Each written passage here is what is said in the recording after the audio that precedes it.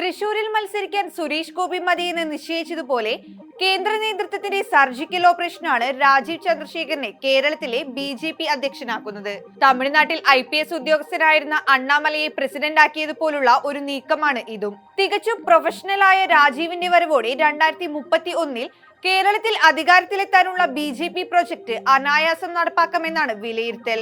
യുവാക്കളുടെയും സ്ത്രീകളുടെയും വോട്ടും പിന്തുണയും ആകർഷിക്കാൻ രാജീവിന് കഴിയും. ഡിസംബറിൽ നടക്കുന്ന തദ്ദേശ തിരഞ്ഞെടുപ്പിലും ഏപ്രിലിൽ നടക്കുന്ന നിയമസഭാ തിരഞ്ഞെടുപ്പിലും രാജീവിന്റെ നേതൃത്വത്തിലായിരിക്കും BJP കളത്തിൽ ഇറങ്ങുക.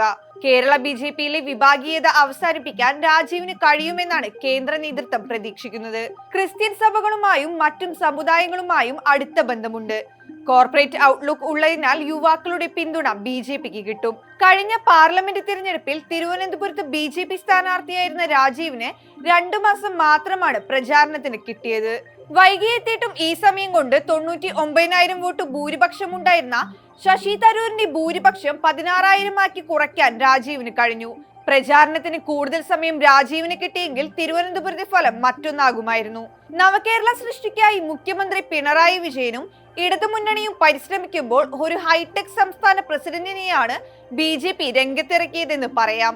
കോർപ്പറേറ്റ് ശൈലിയും പ്രൊഫഷണൽ പ്രവർത്തന രീതികളും കൊണ്ട് വ്യത്യസ്തനാണ് രാജീവ് ചന്ദ്രശേഖർ. സംഘപരിവാർ പശ്ചാത്തലമില്ലാതെ പാർട്ടി സംസ്ഥാന പ്രസിഡന്റ് ആകുന്ന ആദ്യ BJP നേതാവെന്ന പ്രത്യേകതയുമുണ്ട്. 2 പതിറ്റാണ്ടിന്റെ രാഷ്ട്രീയ പരിചയമേ ഉള്ളൂ. അതിൽ തന്നെ പൂർണ്ണമായും BJPയിലുമല്ല. ഒരു പാർട്ടി പ്രവർത്തകന് കയ്യെത്തിപ്പിടിക്കാവുന്ന പദവികളിൽ പലതും ഇതിനകം കയ്യിലാക്കിയിട്ടുമുണ്ട്. എന്നാൽ രാജീവ് ചന്ദ്രശേഖർ അധ്യക്ഷനായതിൽ എതിർപ്പ് പ്രകടിപ്പിക്കുന്നവരാണ് ഭൂരിഭാഗം നേതാക്കളും ഒപ്പം ജനങ്ങളും. രാജീവിനേക്കാൾ ഭേദം ശോഭയായിരുന്നു എന്ന കമന്റുകളും ഏറെയാണ്. എന്നാൽ MT രമേശ്, ശോഭ സുരേന്ദ്രൻ, K സുരേന്ദ്രൻ തുടങ്ങിയവരുടെ അനുകൂല പ്രതികരണങ്ങൾ രാജീവ് ചന്ദ്രശേഖരന് കൂടുതൽ കരുത്തു നൽകുന്നു. ഇതൊക്കെ എത്രത്തോളം ആത്മാർത്ഥതയോടെയാണെന്നത് പിന്നീട് മനസ്സിലാകുന്ന കാര്യമാണ്.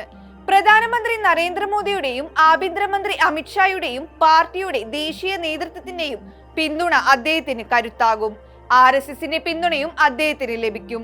ലോക്സഭാ തെരഞ്ഞെടുപ്പിൽ രാജീവ് ചന്ദ്രശേഖർ നടപ്പിലാക്കിയ ആധുനിക പ്രചാരണ രീതികൾ കേരളത്തിൽ BJPക്ക് പുതിയ ഉണർവ് നൽകും.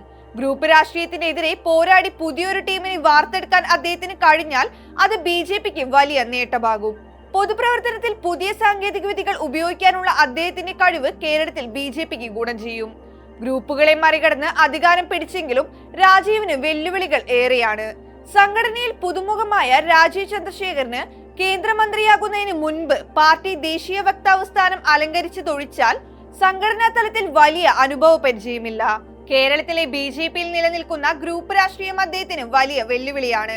കേന്ദ്രത്തിന്റെ പിന്തുണയോടെയാണ് അദ്ദേഹത്തിന്റെ വരവെങ്കിലും സംസ്ഥാനത്തിനകത്തെ ഗ്രൂപ്പുകളുടെ എതിർപ്പ് മറികടക്കേണ്ടതുണ്ട്. മന്ത്രിയായോ MP ആയോ പ്രവർത്തിക്കുന്നത് പോലെയല്ല സംഘടനാ ചുമതല. 24/7 ലഭ്യമായിരിക്കുക എന്നത് പ്രത്യേകിച്ച് കേരളത്തിലെ സാഹചര്യത്തിൽ അനിവാര്യമാണ്. കമ്പനി MDയെ പോലെ സംഘടനാ ജോലികൾ മറ്റുള്ളവർക്ക് വീതിച്ചു നൽകി ഓഫീസിലിരുന്ന് പ്രവർത്തനം നിരീക്ഷിക്കാൻ കഴിയില്ല. അതിനാൽ സ്വന്തം ശൈലിയിൽ നിന്ന് പുറത്തു കടക്കാതെ പൂർണ്ണമായും സംഘടനാ പ്രവർത്തനങ്ങൾക്കായി ഉഴിഞ്ഞുവെക്കാതെ രാജീവ് ചന്ദ്രശേഖരന് അധ്യക്ഷ സ്ഥാനത്ത് ഇരിപ്പുറപ്പിക്കാൻ കഴിയില്ല. ചുരുക്കി പറഞ്ഞാൽ രാജീവ് ചന്ദ്രശേഖർ പൂർണ്ണമായും ഒരു രാഷ്ട്രീയക്കാരനാകേണ്ടതുണ്ട്. അതിന് അദ്ദേഹത്തിന് കഴിയുമോ എന്നത് കാത്തിരുന്ന് കാണേണ്ടതാണ്.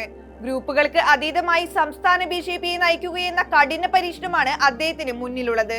എങ്കിലും കേരള രാഷ്ട്രീയത്തിൽ BJPക്ക് വലിയ മുന്നേറ്റം ഉണ്ടാക്കാൻ കഴിയുന്ന നേതാവാണ് രാജീവ് ചന്ദ്രശേഖർ.